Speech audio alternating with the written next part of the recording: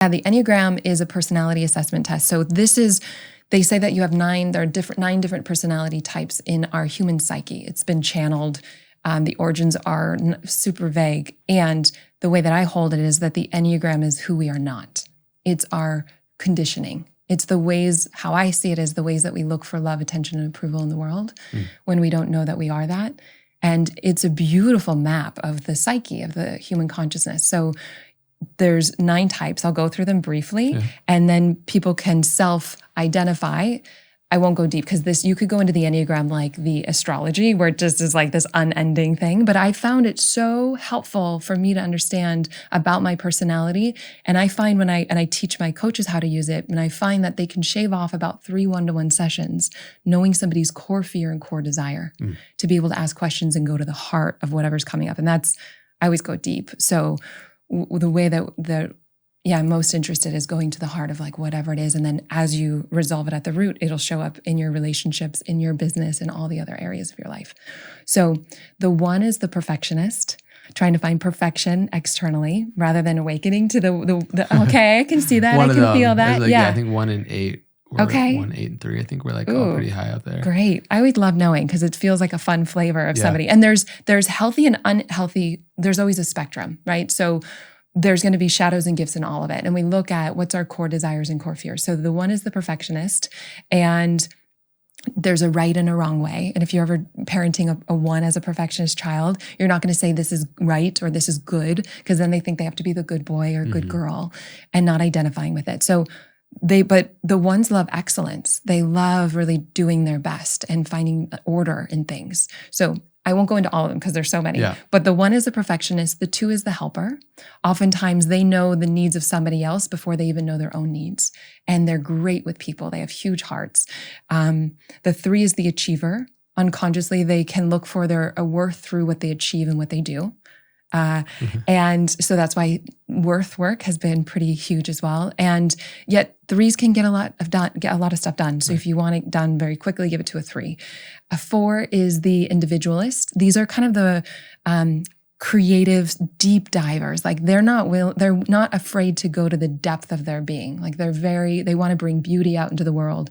Sometimes they struggle with routine and get bored, or they can really like hang out in the past around things a little bit too much. I was Blue. She was a 4. My past partnership. Okay, that makes sense. Yeah, a lot of creativity. The 5 is the investigator, and you often will see professors as the investigators, those who have a lot of knowledge. They find value through what they know. So you'll see them in libraries and like really diving deep into knowledge. And Eckhart Tolle is a 5, where you can bring an enlightened view and really touch and have a really comprehensive framework and model. The 6s are the loyalist, and they tend to like routine. They like to keep things secure and known, but they can be super loyal. And sometimes I'll teach my coaches do more mindset work with 6s, because they can go to worst case scenarios. So give them tools to overcome that pattern of thinking. Where the 7 is the enthusiast. These are like the life of the party. You know when a 7 has walked into a room. They're great with sales. And I always tell my 7s not to get more excited than your potential client in a sales conversation, like support somebody else's enthusiasm. And I have different frameworks for how to sell to each type, because it's like when you sell to a 7, it's like, we're going to throw a party afterwards, and they're going to be like, yes. And so you can have that on your sales page or on your conversations, but 7s are great. They just tend to, as a shadow, and these are all like type, not necessarily because you're a 7, you do this, but with 7s, they can have one 100-foot wells versus one 100-foot well. So they'll dabble in a lot of things, could be an overnight expert versus really committing to mastery, really committing to their craft. The 8s can be the challengers, where they take on the big challenges of the world. They really support the underdog. Sometimes they've had rough upbringings. They had to grow up sooner, quicker than other people did.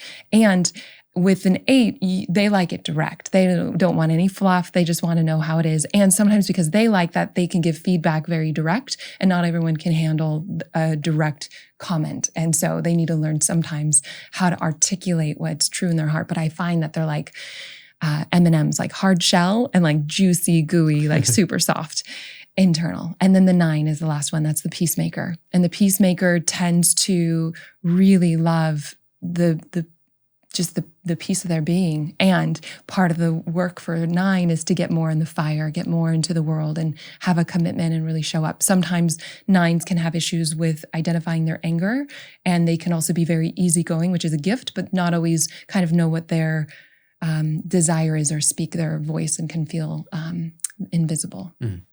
There's so much more to go into that, but just to give you a 10-minute like quick version. And I don't have any affiliates or anything, but I like the Enneagram Institute. If people want to take a test, there's free versions online. You can take a very small fee to do an hour-long test to find out. But again, it's who you are not. It's what we go into as our programming when we're not present. So I think that's important. So it's not like, oh, I'm a 3 and I am an achiever.